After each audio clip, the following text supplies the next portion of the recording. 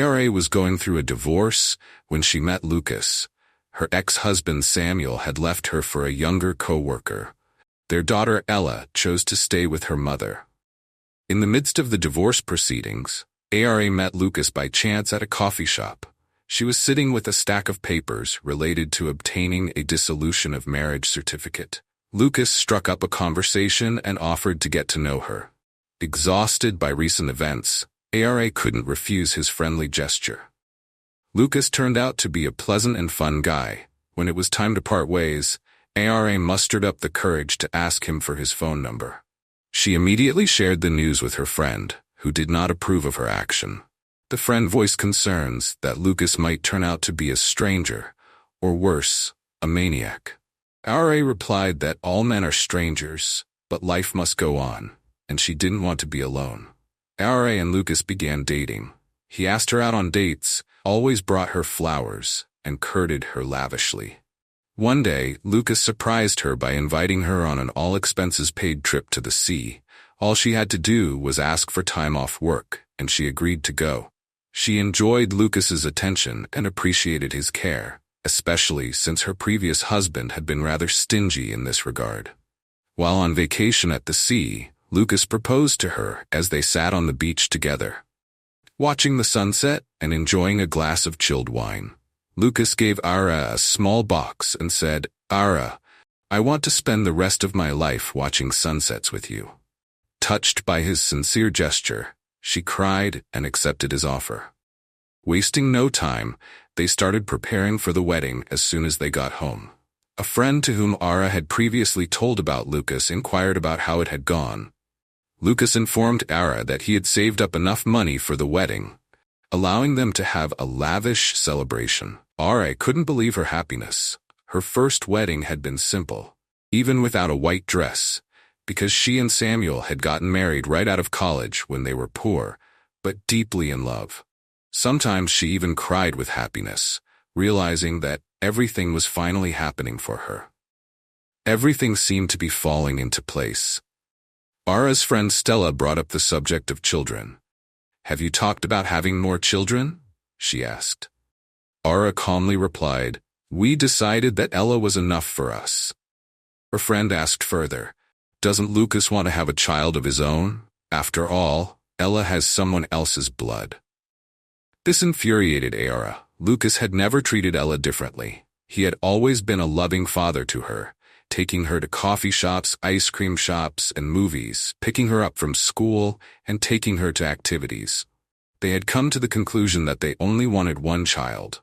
When Ella got older, they planned to travel, and having a young child would make that difficult. Plus, ARA was already 35 years old and didn't want to go through the hassle of pregnancy and infancy again. The wedding was a grand success. There were many guests, the tables were filled with delicious food, and champagne flowed. The next morning, Lucas was preparing breakfast.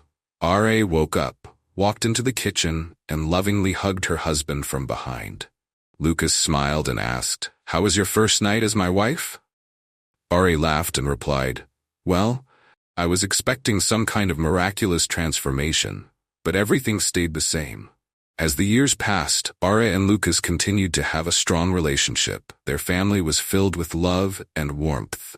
During dinner one evening, Lucas turned to his wife and said, "Honey, come with me to visit my parents. They need our help." Lucas's parents lived in a small village 30 kilometers from the city. As a loving son, he often visited them either for vacations or at his mother's request. ARA gladly accompanied him on these trips, enjoying their conversations along the way. One morning, after a hearty breakfast, they set off, leaving their daughter with ARA's mother. Despite the rainy weather, the highway was clear, allowing Lucas to make a quick drive to his parents' home. During the ride, the couple talked about what they had been up to lately.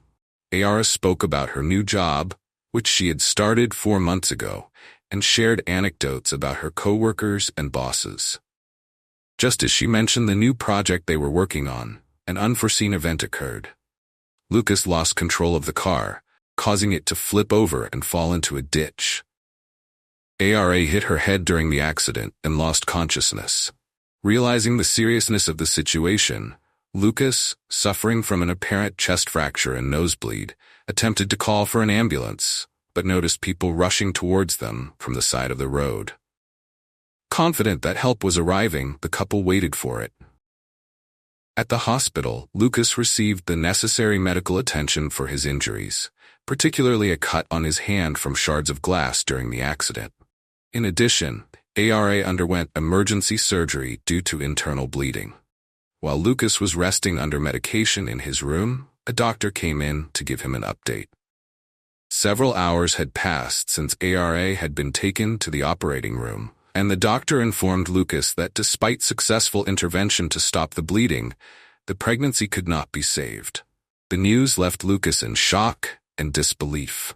"I apologize for the confusion," the doctor said. When Lucas asked the doctor about the delivery date, the doctor explained that at this stage of the pregnancy, it was difficult to determine an exact date, but it could be around 12 to 14 weeks. Lucas looked skeptical and asked if the doctor had checked thoroughly. He shared that he thought he couldn't have children and had consulted a doctor when he was 20 years old. In panic, they looked at each other, both realizing where this was going. The next morning, Lucas was allowed to visit his wife in the hospital. He was shocked by her appearance. Bruises covered her body, and clear IV tubes were attached to her. Even though the doctor had told him this, Lucas decided not to share this information with his wife. They talked briefly, and then Lucas left AR to rest. He was overwhelmed by a whirlwind of emotions. A week later, Lucas sat by Ara's bedside and told her the latest news. They would have to buy a new car because the old one was beyond repair. Ara listened, and a faint smile appeared on her face. Suddenly, she grabbed Lucas's hand and looked him seriously in the eye. She admitted that she had something to confess, something she had been holding in as punishment. She had cheated and betrayed him. Lucas nodded, realizing what kind of punishment she meant. He already knew everything from day one, and yet he couldn't explain to himself why he was still there, harboring resentment for Ara's actions. To complicate things further, Ara revealed that she had met the man at work, and they had been together for a while. However, she stopped their meetings after only 3 times. Unfortunately, by then it was too late. She was already pregnant. ARA was faced with the difficult choice of breaking up with her husband or letting go of her unborn child. She was torn and hoped it would resolve itself without her having to make a decision. She confided in coworkers who knew about her affair and immediately shared the news of her pregnancy.